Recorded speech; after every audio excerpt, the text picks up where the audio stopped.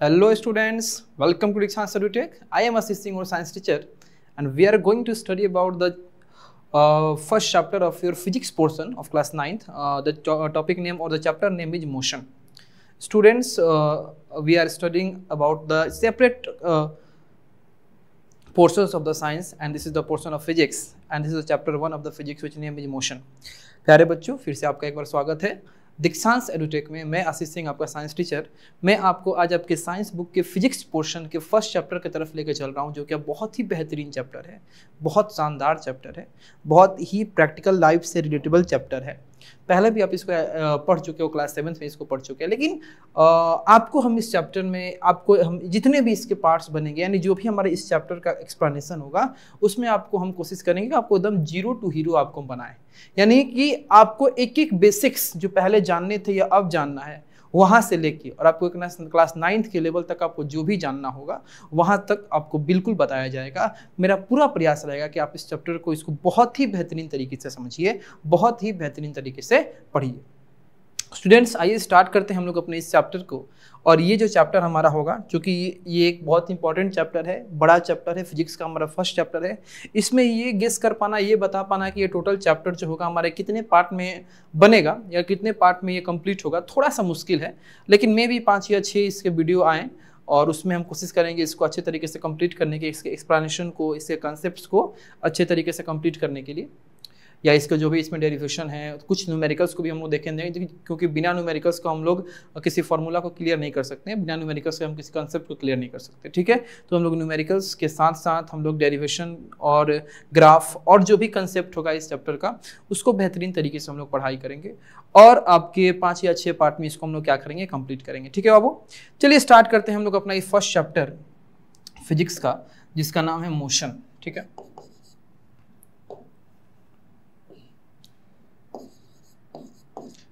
देखो motion, motion शब्द सुनते ही, मोशन वर्ड जैसे आप देखते हो, मोशन वर्ड जैसे ही आप सुनते हो, आपके दिमाग में एक ऐसे ऑब्जेक्ट का इमेजिनेशन आने लगता है जो ऑब्जेक्ट मूव कर रहा हो, जो ऑब्जेक्ट चल रहा हो, जो ऑब्जेक्ट आपका किसी अपने पोजीशन को क्या कर रहा हो, चेंज कर रहा हो।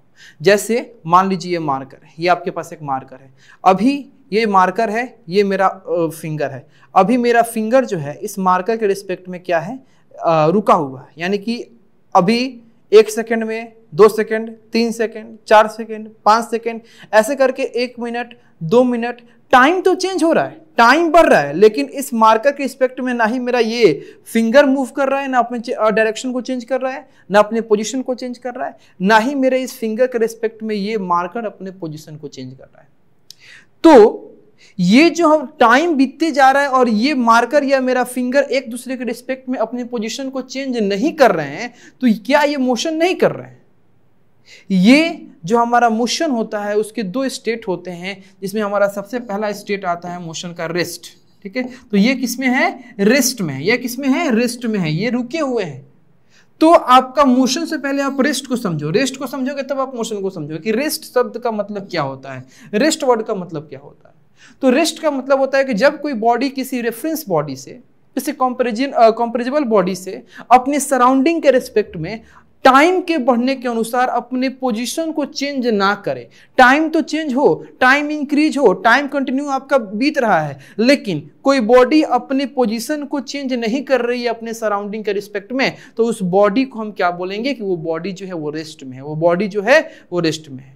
जैसे मान लीजिए कि हम क्या हैं, हम एक क्या है, एक रेफरेंस बॉडी है, ये मार्कर क्या है, एक आपका ऑब्जेक्ट है जिसको मूव करना है, लेकिन समय बीतता जा रहा है और ये मार्कर अभी भी मेरे बॉडी से 1 मीटर की दूरी पे है, अभी एक मिनट बाद भी 1 ही मीटर होगा, 10 मिनट बाद भी 1 ही मीटर होगा, 15 मिनट बाद भी 1 ही मीटर। तो कहने का मतलब कि ये समय जो बीत रहा है और समय के बीतने के चलते ये मार्कर जो है अपने पोजीशन को नहीं चेंज कर रहा है। तो समय के अकॉर्डिंग कोई ऑब्जेक्ट अपने सराउंडिंग के कंपेयर में अपने पोजीशन को नहीं चेंज कर पाते हैं, तो उसमें हम क्या बोलते हैं कि वो बॉडी जो है किसमें है, रेस्ट में, वो बॉडी किसमें है, रेस्ट में है। ठीक है, अब समझिए कि जब रेस्ट आप समझ गए तो अब समझना है कि मोशन हम किसको कहते हैं, या किसी बॉडी को हम मोशन में कब बोलेंगे, कब कोई बॉडी जो होगी वो मोशन में होगी। तो किसी भी बॉडी को आप मोशन में तभी बोलोगे जब वो बॉडी किसी रेफरेंस बॉडी के कंपेयर में, किसी फिक्स बॉडी के कंपेयर में, किसी रेस्ट बॉडी के कंपेयर में, या अपने सराउंडिंग के कंपेयर में अपने पोजीशन को क्या कर रही हो, चेंज कर रही हो। जब कोई बॉडी अपने सराउंडिंग के कंपेयर में या किसी रेफरेंस बॉडी के कंपेयर में अपने पोजीशन को क्या कर रही हो, चेंज कर रही हो, तो वो जो आपकी बॉडी होगी वो मोशन में कहलाएगी। लेट सपोज कि मान लीजिए कि यहाँ आपके पास एक पेड़ है, ये क्या है, एक आपका पेड़ है, ठीक है। यहाँ पे एक कार है,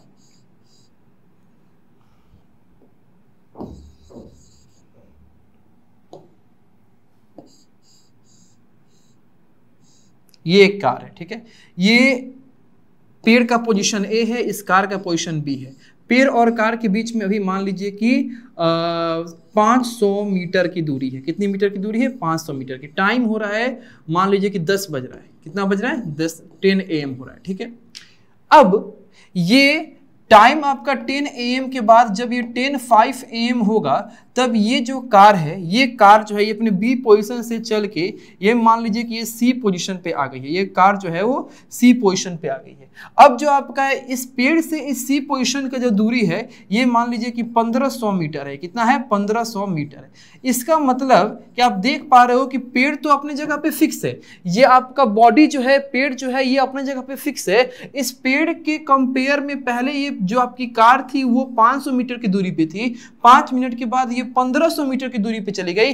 इसका मतलब कि ये 1000 मीटर जो है ये क्या की है, अपने पोजीशन को चेंज की है। पहले ये बी पोजीशन पे थी, अब ये ए पोजीशन पे गई है। हम कैसे बता पा रहे हैं कि ये अपने पोजीशन को चेंज की है, क्योंकि हम इसके मोशन को किससे कंपेयर कर रहे हैं, एक पेड़ से कंपेयर कर रहे हैं जो फिक्स डायरेक्शन, जो फिक्स आपके नेचर में है। और इस पेड़ को हम लोग क्या बोलेंगे, रेफरेंस बॉडी बोलेंगे। पेड़ को क्या बोलेंगे, रेफरेंस बॉडी। यानी जिस फिक्स बॉडी का हम यूज करते हैं किसी मूविंग बॉडी के मोशन को मेजर करने के लिए, उस मोशन के प्रेजेंस को चेक करने के लिए, उस बॉडी को हम लोग क्या बोलते हैं, रेफरेंस बॉडी बोलते हैं, ठीक है।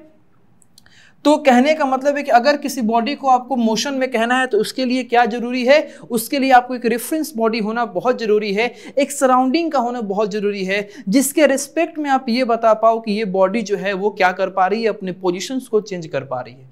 क्योंकि मान लीजिए कि हम यहाँ खड़े हैं, हम अपने आप को बोले कि हम लंबे लड़के हैं, तो ये मेरा सेंटेंस गलत है। हम लंबे कब हैं, जब मेरे बगल में कोई छोटा लड़का खड़ा हो जाए। जब कोई छोटा लड़का खड़ा होगा, यानी जिस हम एक बॉडी से कंपेयर करेंगे, तब अपने आप को लंबा कह सकते हैं। तो अपने आप को लंबा कहने के लिए हमको एक रेफरेंस बॉडी की आवश्यकता है। ऐसे ही किसी भी बॉडी को मोशन में कहने के लिए कि कोई बॉडी मोशन में है कि नहीं है, उसके लिए एक रेफरेंस बॉडी की आवश्यकता होती है, जिसके रिस्पेक्ट में वो मूव करने वाली बॉडी अपने पोजीशन को चेंज करती है और हम बोलते हैं कि वो बॉडी जो है वो मोशन में है, ठीक है। चलिए, अब मोशन को समझने के बाद सीधे हम लोग का जो नेक्स्ट टॉपिक होने जा रहा है वो होने जा रहा है डिस्टेंस एंड डिस्प्लेसमेंट। बहुत ही इंपॉर्टेंट है मोशन को समझने के लिए। मोशन हम समझ गए, मोशन के चैप्टर के कंप्लीट एक्सप्लेनेशन को समझने के लिए ये टॉपिक जो है बहुत इंपॉर्टेंट है, क्योंकि आने वाले जो भी टॉपिक्स हैं वो सारे इस टॉपिक से आपके डायरेक्टली या इनडायरेक्टली क्या करते हैं, रिलेट करते हैं, ठीक है। सबसे पहले हम बात करेंगे डिस्टेंस के बारे में। डिस्टेंस के बारे में आपसे हम बात करेंगे, डिस्टेंस होता क्या है, ठीक है। समझिए, मान लीजिए कि ये एक ए पोजीशन है और ये एक बी पोजीशन है, ठीक है। ये आपका एक प्लेस है और ये मान लीजिए आपका होम है, ये आपका घर है और ये आपका स्कूल है, ये स्कूल है, ठीक है। अब इस घर से स्कूल के जाने के लिए बहुत सारे रास्ते हैं। एक ये रास्ता है, एक ये रास्ता है, ठीक है, एक ये रास्ता है। बहुत सारे रास्ते हैं जिससे आप घर से स्कूल जा सकते हो। तो अगर आप अपने घर से चल के और स्कूल को जाते हो, किसी भी रास्ते में, किसी भी डायरेक्शन से अपने अगर घर से चल के स्कूल को जाते हो, तो आपके द्वारा टोटल कितने लेंथ को तय किया जाएगा, आपके द्वारा टोटल कितना लेंथ चला गया है, उसी मैथमेटिकल डेटा को हम क्या बोलेंगे, डिस्टेंस बोलेंगे। The total length covered by a moving body. अब बस ए से कैसे भी मुड़ मुड़ के कर्व लेके आप बी तक पहुंचे, तो टोटल लेंथ आपने कितना तय किया, टोटल लेंथ आपने कितना कवर किया, तो इस टोटल लेंथ को ही हम लोग क्या कहते हैं, हम लोग डिस्टेंस कहते हैं। इस टोटल लेंथ को ही क्या कहेंगे, हम लोग डिस्टेंस कहेंगे, ठीक है। अब समझिए, तो डिस्टेंस आपने समझ लिया कि किसी भी इनिशियल पोजीशन से फाइनल पोजीशन तक जाने के लिए एक बॉडी को टोटल एक्चुअल लेंथ कितना आपका कवर करना पड़े उसको हम क्या कहेंगे, डिस्टेंस कहेंगे। डिस्टेंस को डायरेक्शन से कोई मतलब नहीं है, इररिस्पेक्टिव ऑफ डायरेक्शन है, ठीक है। अब देखिए डिस्टेंस आपका एक स्केलर क्वांटिटी होता है। अब स्केलर क्वांटिटी क्या होता है, बेसिकली स्केलर और वेक्टर क्वांटिटी क्या होते हैं इसके बारे में समझते हैं। तो आपका एक तरफ है स्केलर क्वांटिटी, ठीक है, और दूसरी तरफ है वेक्टर क्वांटिटी।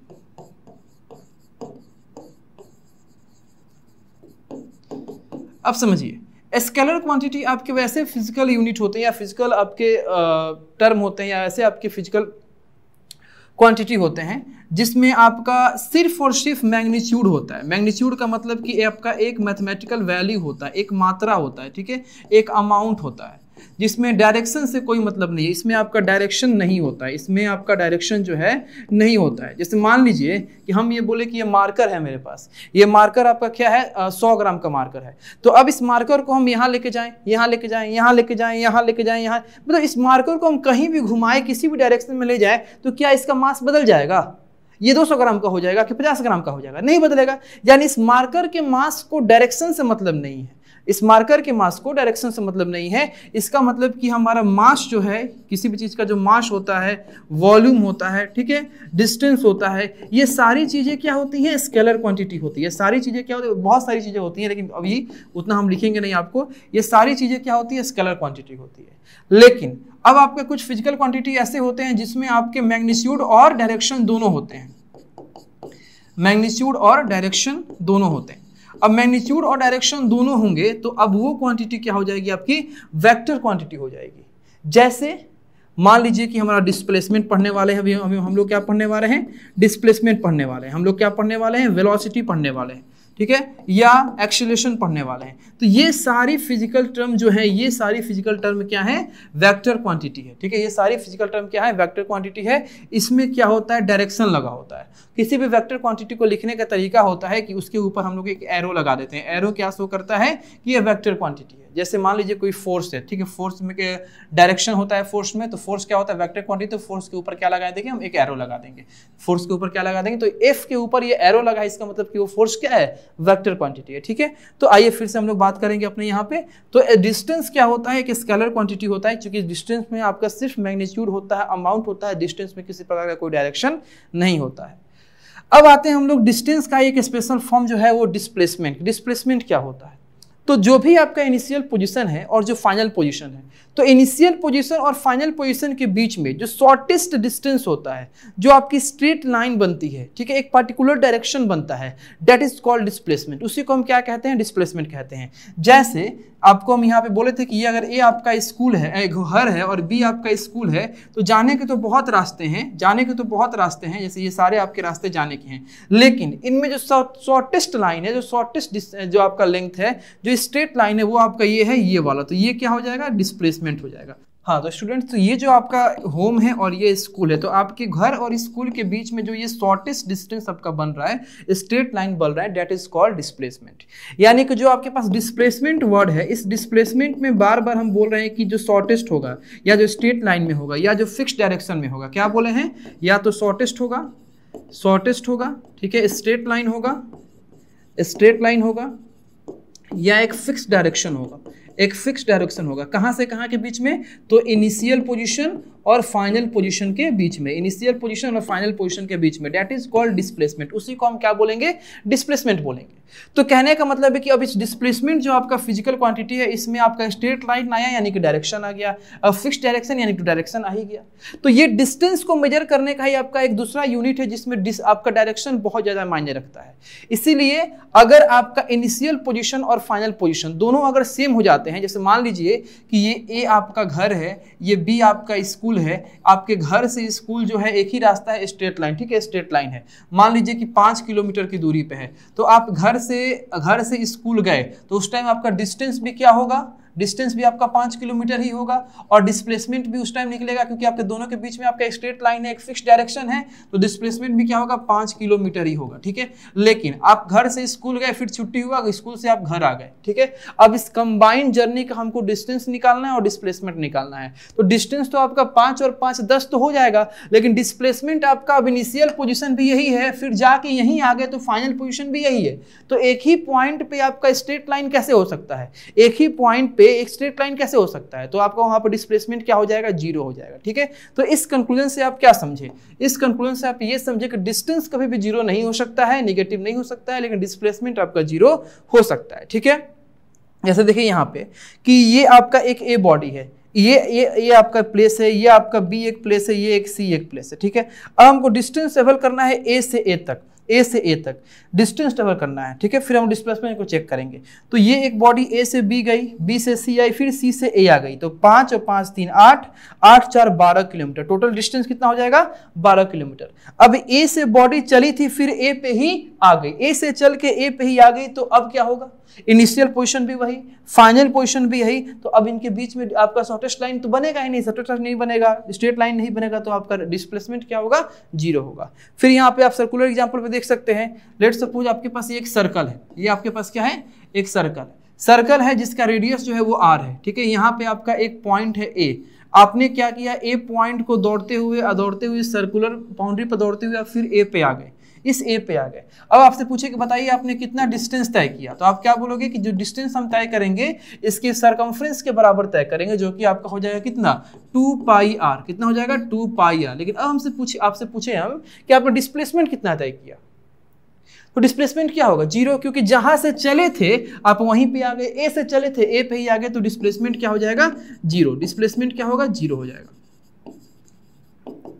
यानी कि अगर कोई भी आपका सर्कुलर आपका राउंड ट्रिप होता है, तो कभी भी सर्कुलर राउंड ट्रिप पे अगर जहां से आप चलते हो फिर वहीं पे आ जाते हो, तो वहां पर डिस्प्लेसमेंट क्या होता है 0 होता है, डिस्प्लेसमेंट क्या होता है 0 होता है।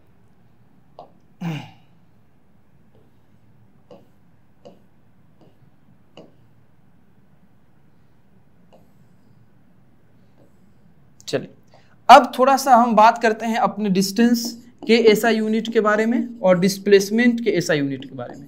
तो देखिए बाबू, दोनों लेंथ को ही मेजर करने का फिजिकल क्वांटिटी है, तो जाहिर सी बात है दोनों का जो एसआई यूनिट होगा वो तो सेम ही होगा, डिस्टेंस का और डिस्प्लेसमेंट का। डिस्टेंस का और डिस्प्लेसमेंट का दोनों का क्या होता है मीटर या किलोमीटर। मीटर आपका छोटे में होता है और किलोमीटर जो होगा ये आपका बड़ा यूनिट होता है, मीटर या किलोमीटर। ठीक है, चलिए अब हम आगे बढ़ते हैं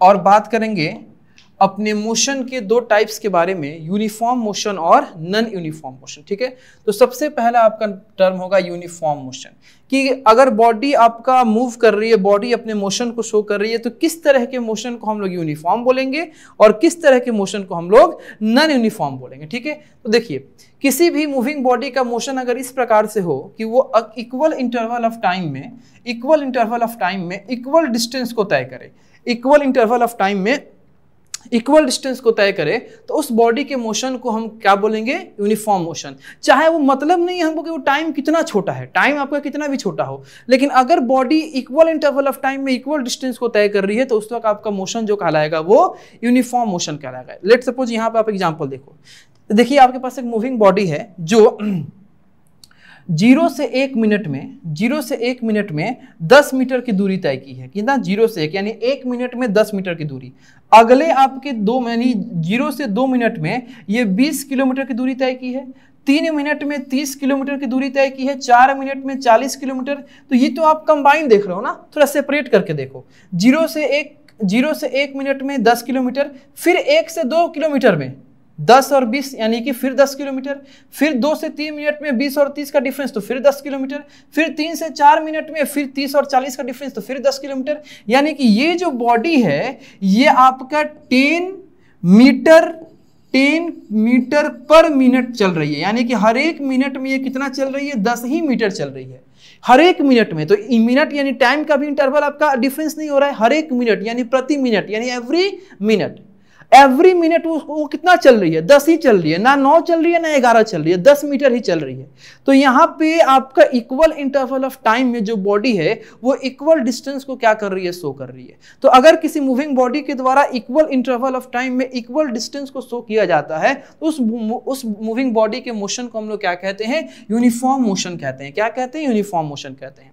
अब यूनिफॉर्म मोशन का जो डिस्टेंस टाइम ग्राफ होता है ये आपका स्ट्रेट लाइन होता है। अब थोड़ा सा यहाँ पे एक टर्म है डिस्टेंस टाइम ग्राफ, इसके बारे में समझिए। डिस्टेंस टाइम ग्राफ क्या होता है, तो कोई भी बॉडी अगर मूव कर रही है तो वो बॉडी टाइम के रिस्पेक्ट में कितना डिस्टेंस को तय की है, इसी क्वांटिटी को और कितना डिस्टेंस को तय की है, इसके बेसिस पे उसका मोशन किस प्रकार का है, यूनिफॉर्म है या नॉन यूनिफॉर्म है, इस सारे डेटास को अपने ग्राफ के मेथड में दिखाने के तरीका को हम क्या कहते हैं, डिस्टेंस टाइम ग्राफ कहते हैं। डिस्टेंस टाइम ग्राफ में वैसे तो हम लोग एक्स और वाई एक्सिस पे कुछ भी प्लॉट कर सकते हैं, लेकिन एक तरीका ये होता है कि जो भी आपको वेरिएबल क्वांटिटीज हैं जिनका हमको क्या करना है, ग्राफ पे प्लॉटिंग करना है। जैसे मान लीजिए हमारे पास डिस्टेंस है और हमारे पास क्या है, टाइम है, तो इस पे जो वैल्यू जिस पे डिपेंड होती है उसके अकॉर्डिंग हम लोग प्लॉट करते हैं। जो वैल्यू अपने किसी दूसरे वैल्यू पे डिपेंड है, जो आपका क्वांटिटी दूसरे क्वांटिटी पे डिपेंड है, तो जो डिपेंड है उसको हम करते हैं वाई एक्सिस पे, और जिस पे डिपेंड है उसको हम कहाँ रखते हैं, एक्स एक्सिस पे। जैसे मान लीजिए कि आपके पास दो फिजिकल क्वांटिटी है, एक है आपका डिस्टेंस और दूसरा है टाइम। एक है डिस्टेंस और दूसरा है टाइम। हम आपसे पूछें कि डिस्टेंस टाइम पे डिपेंड करता है या टाइम डिस्टेंस पे डिपेंड करता है, ठीक है, तो आप लोग क्या बोलोगे कि सर जो डिस्टेंस है वो टाइम पे डिपेंड करता है, क्योंकि जैसे जैसे टाइम इंक्रीज होगा, जैसे जैसे टाइम बीतेगा वैसे वैसे डिस्टेंस क्या होगा, बढ़ेगा, ठीक है। तो कहने का मतलब है कि डिस्टेंस टाइम पे आपका डिपेंड करता है, तो ये कारण है कि हम टाइम को एक्स एक्सिस पे प्लॉट किए हैं और डिस्टेंस को हम लोग वाई एक्सिस से प्लॉट किए हैं, ठीक है, ये अलग रख दो। अब आपका बॉडी जो है वो टाइम के अकॉर्डिंग किस प्रकार का डिस्टेंस तय की है, तो बॉडी जो है वो प्रति मिनट अपने 10 मीटर के डिस्टेंस को ही क्या कर रही है, तय कर रही है। तो जो भी आपके पॉइंट्स बन रहे हैं उस पॉइंट को आप क्या करो, ये मैच कर लो, और पॉइंट को तुम क्या करो, सारे पॉइंट को एक साथ मिलाओ। तुम पाओगे क्या कि तुम्हारा जो स्लोप बनेगा, तुम्हारा रिजल्ट होगा ग्राफ का, वो स्ट्रेट लाइन में होगा। कैसा होगा, स्ट्रेट लाइन में। तो यहाँ पे जो बॉडी टाइम ले रही है उस डिस्टेंस को तय करने के लिए, उस बॉडी का मोशन किस नेचर का है, यूनिफॉर्म नेचर का है। इसका मतलब कि यूनिफॉर्म मोशन का जो ग्राफ होता है या यूनिफॉर्म मोशन के ग्राफ का जो स्लोप होता है, जिसको हम रिजल्ट ऑफ द ग्राफ भी कहते हैं, किसी भी ग्राफ का आंसर उसका स्लोप ही देता है कि उस ग्राफ का नेचर कैसा है। तो यहाँ पे डिस्टेंस टाइम ग्राफ का जो स्लोप होगा, ये स्लोप जो बनेगा स्ट्रेट लाइन में बनेगा। It shows that the body has uniform motion. अगर किसी डिस्टेंस टाइम ग्राफ का स्लोप स्ट्रेट आता है, इसका मतलब कि उस बॉडी के पास क्या है, यूनिफॉर्म मोशन है, ठीक है। चलिए अब नेक्स्ट हम लोग बात करेंगे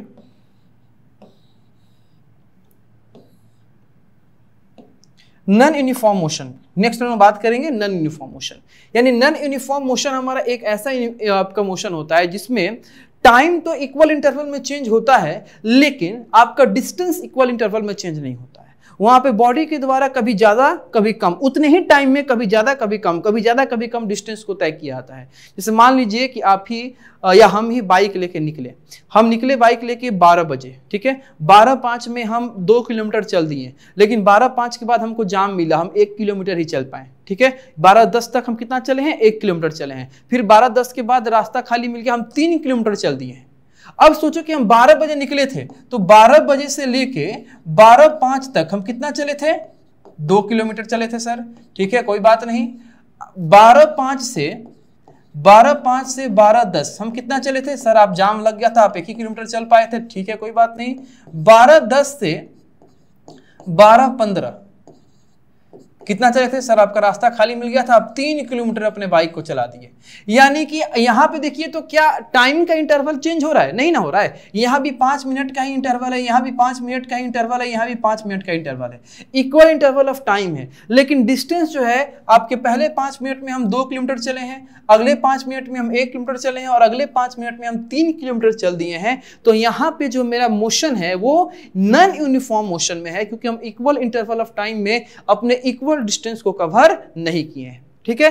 तो जो नॉन यूनिफॉर्म मोशन का जो आपका ग्राफ होता है वो स्ट्रेट नहीं होता है, वो कर्व होता है। देखिए यहां से मुड़ गया, फिर यहां जाके यहां से मुड़ गया, ये आपका कर्व होता है, ठीक है। जैसे मान लीजिए कोई बॉडी है, ठीक है, वो आपका 0 से 10 यानी 10 सेकंड में कितना चली है बाबू, 10 मीटर चल पाई है। 10 सेकंड में कितना चली है, 10 मीटर चल पाई है।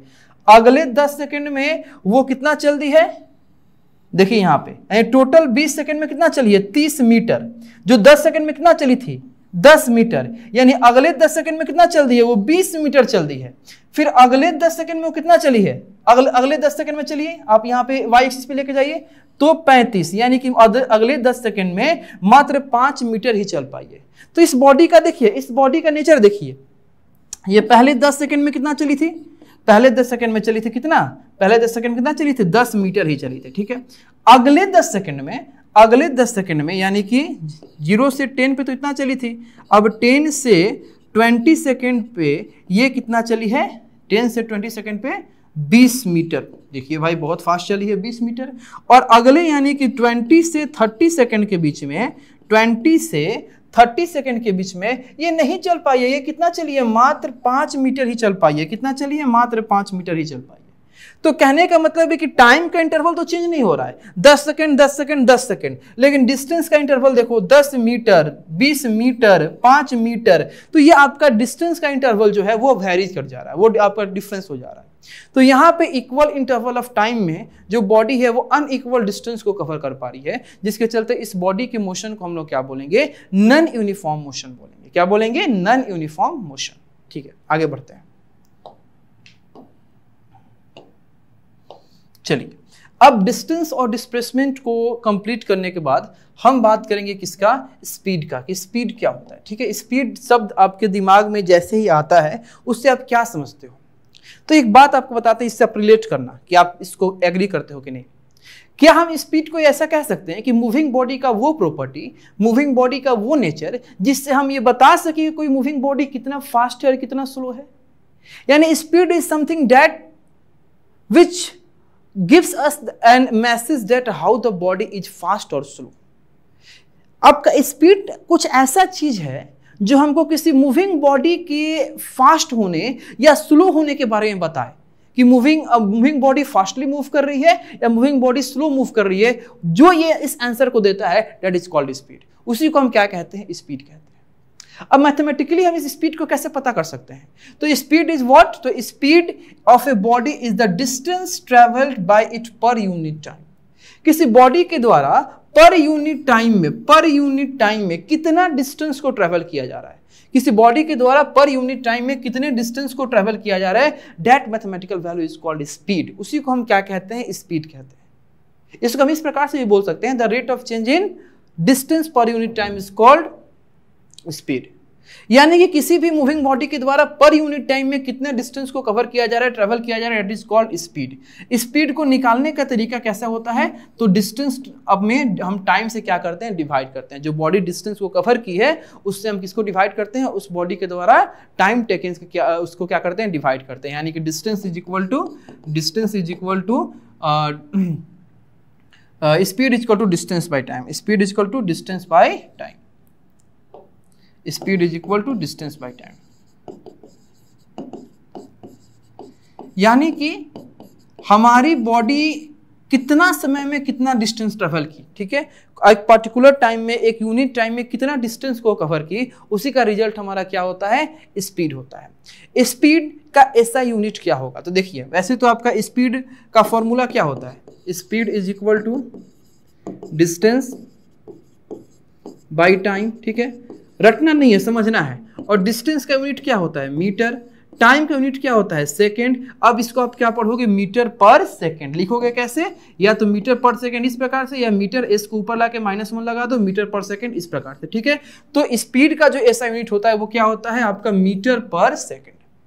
अब स्पीड भी आपका एक स्केलर क्वांटिटी होता है। स्पीड क्या होता है, स्केलर क्वांटिटी। यानी स्पीड आपके किसी भी डायरेक्शन में बॉडी अगर जा रही है तो उसके distance travel per unit time के रिजल्ट को हम लोग स्पीड कहेंगे। मतलब नहीं है कि वो किस डायरेक्शन में जा रही है, हमको डायरेक्शन से मतलब नहीं है। वो किसी भी डायरेक्शन में अगर मूव कर रही है तो वो कितने टाइम में कितना डिस्टेंस तय की है, दैट इज कॉल्ड स्पीड। उसको हम क्या कहेंगे, स्पीड। स्पीड में हमको डायरेक्शन से मतलब नहीं है। ठीक है, यहाँ पे आपको एक ये डिवाइस का पिक्चर दिया गया है। ये डिवाइस को हम लोग बोलते हैं स्पीडोमीटर। इसको हम लोग क्या बोलते हैं? स्पीडोमीटर। वैसे तो आप सभी लोग बहुत ही होशियार इसके बारे में जानते होंगे, ठीक है। ये हमारे कार बाइक में रहता है स्पीडोमीटर, जिसका काम है हमारे कार या बाइक के स्पीड को क्या करना? मेजर करना, ठीक है। आते हैं अपने कंटेंट पे। तो व्हाट इज स्पीड? तो speed the distance travel per unit time is called speed. Formula क्या है भाई? तो v is equal to s/t, where v is speed, s is the distance and t is the time, ठीक है। v क्या है? आपका स्पीड है, s क्या है? डिस्टेंस है, t क्या है? टाइम है। ऐसा यूनिट जो होगा हमारे स्पीड का वो मीटर पर सेकंड होगा। स्पीड जो होगा हमारी स्केलर क्वांटिटी होगी, ठीक है। चलिए अब स्पीड के बाद हमारे पास आता है एवरेज स्पीड। कि स्पीड और एवरेज स्पीड में क्या फर्क है? एवरेज स्पीड हम किसको कहते हैं? देखिए, स्पीड आप उस तरह की बॉडी का निकाल सकते हो जो बॉडी जहां से स्टार्ट हुई फिर अपने फाइनल पोजीशन तक ही जाके रुकी है, बीच में वो अपने डिस्टेंस को पार्ट बाय पार्ट में कवर नहीं की है। एक बार शुरू हुई और फिर जाके फाइनल पोजीशन तक रुकी, तो वो कितने टाइम में कितना वो डिस्टेंस तय करके आई है। तो एक ही बार की टाइम और एक ही बार के डिस्टेंस कवर करने के क्राइटेरिया में, कंडीशन में हम लोग स्पीड निकालेंगे। लेकिन मान लीजिए कोई बॉडी इस प्रकार से है जो एक लंबी सी दूरी को तय करने के लिए पार्ट बाई पार्ट चल रही है, कुछ पोर्शन चली फिर रुक गई, फिर कुछ पोर्शन चली फिर रुक गई, तब ऐसे अपने लंबे से डेस्टिनेशन को पूरा कर रही है। तो उस केस में आप स्पीड उसका नहीं पता कर सकते हो, क्योंकि जब चल के रुक गई तो फिर आपकी नॉर्मल स्पीड से स्टार्ट होगी, फिर रुकेगी तो फिर नॉर्मल स्पीड से स्टार्ट होगी, फिर तेज हो जाएगी। तो वहां पे कितनी बार वो अपने स्पीड को बदल रही है, कितनी बार वो अपने distance travel per unit time के वैल्यू को क्या कर रही है? बदल रही है। तो जब कोई moving body part by part करके एक जर्नी को कंप्लीट करती है, एक डेस्टिनेशन को कंप्लीट करती है, तो वहां पे हम लोग उसका एवरेज स्पीड निकालते हैं। और एवरेज स्पीड का तरीका होता है कि वो जो बॉडी है वो टोटल डिस्टेंस कितना ट्रेवल की है उसको डिवाइड कर दो किससे? टोटल कितना टाइम वो टेक की है, यानी कि average speed equal to total distance by total time take है। जैसे मान लीजिए कि किसी कोई ट्रेन है, ठीक है, जिसको ए स्टेशन से ई स्टेशन पे जाना है। ए से कहाँ जाना है? ई पे जाना है। तो वो ए से खुली, बी पे रुक गई, फिर बी से खुली, सी पे रुक गई, फिर सी से खुली, डी पे रुक गई, अब डी से खुली तो ई पे रुक गई। तो क्या हम ए से ई तक का स्पीड निकालेंगे? नहीं। ए से ई तक जो वो ट्रेन गई है तो यहाँ पे हम लोग क्या निकालेंगे? उस ट्रेन का एवरेज स्पीड निकालेंगे, ठीक है, कि उस ट्रेन का एवरेज स्पीड क्या है। और एवरेज स्पीड निकालने का तरीका क्या होता है कि हमने एवरेज स्पीड के लिए हम लोग क्या करते हैं? टोटल डिस्टेंस को टोटल टाइम से क्या करेंगे? डिवाइड कर देंगे। Total distance by total time, ठीक है।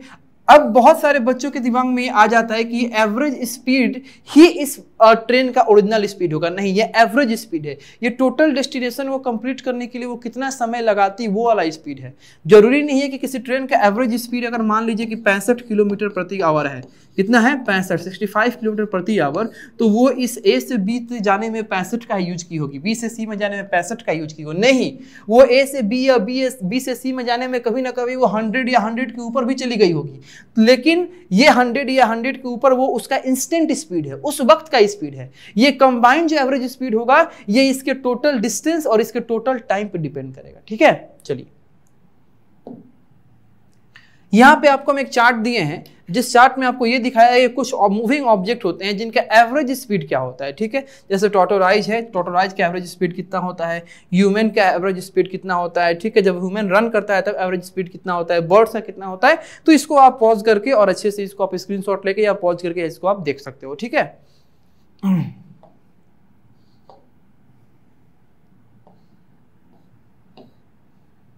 चलिए, अब हम लोग बात करेंगे अपने यूनिफॉर्म स्पीड के बारे में, ठीक है, कि यूनिफॉर्म स्पीड क्या होता है। तो अभी जो हम यूनिफॉर्म मोशन पढ़े हैं, ठीक है, अभी जो यूनिफॉर्म मोशन पढ़े हैं उसी से रिलेटेड हमारा ये यूनिफॉर्म स्पीड, ठीक है। देखिए अब यूनिफॉर्म स्पीड होता क्या है। तो अगर कोई बॉडी किसी इक्वल टाइम इंटरवल के रिस्पेक्ट में इक्वल डिस्टेंस को कवर करती है, इक्वल टाइम इंटरवल के रिस्पेक्ट में इक्वल डिस्टेंस को कवर करती है, तो वहां पे उस बॉडी का जो स्पीड होगा उसको हम क्या बोलेंगे? यूनिफॉर्म स्पीड बोलेंगे। क्या बोलेंगे? यूनिफॉर्म स्पीड बोलेंगे, ठीक है। किसी बॉडी के द्वारा अगर इक्वल टाइम में इक्वल डिस्टेंस को कवर किया जाता है तो उसको हम क्या बोलेंगे? यूनिफॉर्म स्पीड बोलेंगे। पहले भी आपको एग्जाम्पल दिए थे कि हम या कोई भी बॉडी, मान लीजिए हम बाइक लेकर निकले और हम 0 से 5 मिनट में हम 5 किलोमीटर का डिस्टेंस तय कर दिए हैं, ठीक है। और 5 मिनट से फिर अगले 10 मिनट में हम 5 प्लस 5 यानी कि 10 किलोमीटर का डिस्टेंस तय कर दिए हैं। और फिर हम 10 मिनट से अगले 5 मिनट यानी टोटल 15 मिनट में हम 10 प्लस 5 यानी कि 15 किलोमीटर का डिस्टेंस जो है वो तय कर दिए हैं। तो कहने का मतलब है कि प्रति 5 किलोमीटर जो है प्रति 5 किलोमीटर जो है हम कितना चल रहे हैं, 5 किलोमीटर ही चल रहे हैं। प्रति 5 मिनट, एवरी 5 मिनट जो है हम 5 किलोमीटर ही चल पा रहे हैं। ठीक है, 0 से 5 में 5, फिर 5 से 10 में 5, तो 5 5 10 हुआ था। 10 से 15 में भी 5, तो फिर 10 और 5 15 हुआ था। तो इस तरह के मोशन को या इस तरह की स्पीड को हम क्या बोलते हैं, एवरेज, ये यूनिफॉर्म स्पीड बोलते हैं। ठीक है, यूनिफॉर्म स्पीड बोलते हैं। ठीक है, इसके बारे में ज़्यादा चर्चा नहीं करेंगे क्योंकि ऑलरेडी हम लोग यूनिफॉर्म मोशन में चर्चा कर चुके हैं। ठीक है, अब समझते हैं यहाँ पे एक क्वेश्चन है, इस क्वेश्चन को थोड़ा सा हम लोग सॉल्व करते हैं कि a scooterist covers a distance of 3 kilometre in 5 minute, calculate his speed in this and this. कह रहा है कि एक स्कूटर वाला है, ये जो स्कूटर चलाता है, ठीक है, ये स्कूटरिस्ट जिसको हम लोग बोलते हैं, तो वो क्या कर रहा है कि टोटल 3 किलोमीटर का डिस्टेंस ट्रैवल कर रहा है। कितना डिस्टेंस, कितना है उसके पास, 3 किलोमीटर का। ठीक है, और कितना टाइम वो टेक कर रहा है, वो टाइम टेक कर रहा है 5 मिनट। 5 मिनट अगर इसको हम सेकंड में कन्वर्ट करना चाहें तो 5 × 60 यानी कि 300 सेकंड। ठीक है, 300 सेकंड। उसी प्रकार अगर हमको ये किलोमीटर का मीटर में वैल्यू चाहिए तो ये कितना हो जाएगा, 3000 मीटर। ये कितना हो जाएगा, 3000 मीटर।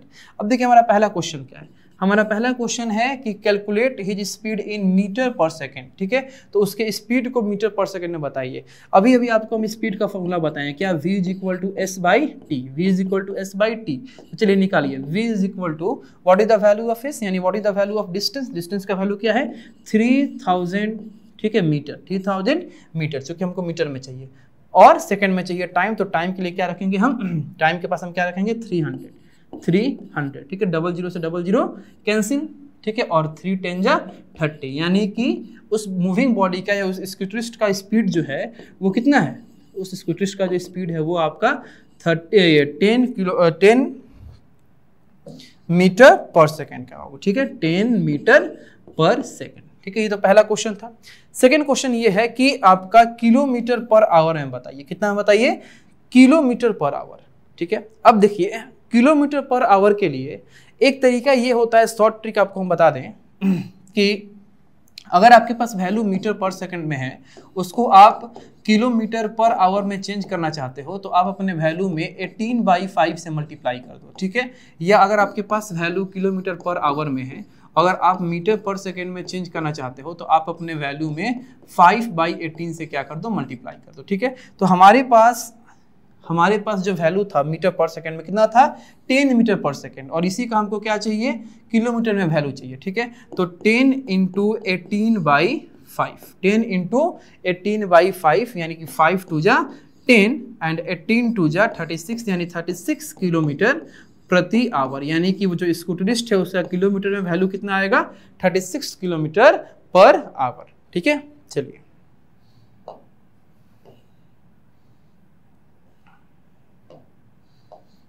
अब हम लोग के स्पीड का ही एक स्पेशल फॉर्म होता है वेलोसिटी। ठीक है, यानी कि स्पीड में किस चीज़ की कमी थी, थोड़ा दिमाग लगाओ। स्पीड में क्या नहीं था, तो स्पीड में डायरेक्शन नहीं था, स्पीड में डायरेक्शन मेंशन नहीं था। ठीक है, तो डायरेक्शन जब नहीं था तो अगर उसी स्पीड में हम क्या जोड़ दें, डायरेक्शन को जोड़ दें, यानी कि अब सिर्फ डायरेक्शन के ही किसी पर्टिकुलर डायरेक्शन के ही स्पीड का बात होगी, तो अब यहाँ उसको हम स्पीड ना बोल के क्या बोलेंगे, वेलोसिटी बोलेंगे। क्या बोलेंगे बाबू, वेलोसिटी बोलेंगे। ठीक है, तो समझिए वेलोसिटी क्या होता है। तो वेलोसिटी आपका वैसे तो सब कुछ स्पीड ही है, बस एक डायरेक्शन आपका जुड़ जाता है कि एक पर्टिकुलर डायरेक्शन में अगर कोई बॉडी मूव कर रही है, स्ट्रेट लाइन में अगर कोई बॉडी मूव कर रही है, नॉर्थ ईस्ट वेस्ट साउथ किसी फिक्स डायरेक्शन में बॉडी अगर मूव कर रही है, तो उस बॉडी के द्वारा एक पर्टिकुलर टाइम में, एक यूनिट टाइम में कितने डिस्टेंस को ट्रैवल किया जाएगा, जो आपका वैल्यू आएगा उसको अब स्पीड ना बोल के हम क्या बोलेंगे, वेलोसिटी बोलेंगे। उसको हम क्या बोलेंगे, वेलोसिटी बोलेंगे। ठीक है, तो व्हाट इज वेलोसिटी, तो velocity is of a body is the distance by it पर unit time in a given direction. एक पर्टिकुलर डायरेक्शन में, एक गिवन डायरेक्शन में कोई बॉडी अगर ट्रैवल कर रही है तो उसके द्वारा एक पर यूनिट टाइम में कितने डिस्टेंस को तय किया जा रहा है, वही क्या होता है आपका वेलोसिटी होता है। तो अगर यहाँ से हम आपको डायरेक्शन छुपा दें तो ये तो आपको स्पीड ही लिखा है ना कि the distance travel per unit time, इसीलिए आपको बोले हैं कि स्पीड में अगर डायरेक्शन आ जाता है, अगर आप स्पीड आपको कैलकुलेट करना है, अब वो आपको क्राइटेरिया दिया गया है कि अब आपको स्पीड कैलकुलेट करना है एक पार्टिकुलर डायरेक्शन में, एक फिक्स डायरेक्शन में। तो अगर आपको एक फिक्स डायरेक्शन में, एक पर्टिकुलर डायरेक्शन में स्पीड कैलकुलेट करना है तो वहां पे आपका जो वैल्यू आएगा उसको हम क्या बोलेंगे, वेलोसिटी बोलेंगे। ठीक है, चलिए, तो अगर आपका डिस्टेंस पर unit time in a given direction आ जाता है, तो अब आप याद करो फर्स्ट वाला स्लाइड कि डिस्टेंस अगर एक फिक्स डायरेक्शन में हो, डिस्टेंस अगर एक फिक्स डायरेक्शन में हो तो इसके लिए हम क्या नाम देते हैं, तो उसका हम नाम देते हैं डिस्प्लेसमेंट। यानी जब डिस्टेंस में आपका एक फिक्स डायरेक्शन आ जाता है तो क्या नाम दे देंगे बाबू, डिस्प्लेसमेंट। यानी कि जो स्पीड आपका डिस्टेंस बाय टाइम था, अब वेलोसिटी क्या हो जाएगा आपका, डिस्प्लेसमेंट बाय टाइम। वेलोसिटी का फॉर्मूला क्या हो जाएगा, वेलोसिटी का फॉर्मूला हो जाएगा डिस्प्लेसमेंट बाय टाइम। ठीक है, displacement velocity is equal to displacement by time. ठीक है, अब देखिए, चूंकि आपका स्पीड जो है वो उसके पास डायरेक्शन नहीं था, सिर्फ मैग्नीट्यूड था, सिर्फ अमाउंट था, तो वो क्या था, एक स्केलर क्वांटिटी था। तो यहाँ पे वेलोसिटी क्या होगा, वेक्टर क्वांटिटी होगा। वेलोसिटी क्या होगा, वेक्टर क्वांटिटी होगा। लेकिन स्पीड और वेलोसिटी दोनों आपके डिस्टेंस बाय टाइम या displacement by time according to SI unit दोनों सेम रेशियो हैं, यानी दोनों सेम वैल्यू हैं। तो अगर डिस्टेंस का एसआई यूनिट मीटर पर सेकेंड होता है तो वेलोसिटी का भी एसआई यूनिट क्या होगा, मीटर पर सेकेंड ही होगा। वेलोसिटी का भी एसआई यूनिट क्या होगा, मीटर पर सेकेंड ही होगा। ठीक है बाबू, अब समझिए प्यारे बच्चों, जैसा कि आपको हम बताएं कि ये पार्ट 1 में हम लोग अपने बेसिक कुछ क्लियर किए हैं, जिसमें हम लोग मोशन के बारे में समझे, ठीक है, रिफरेंस बॉडी के बारे में समझे,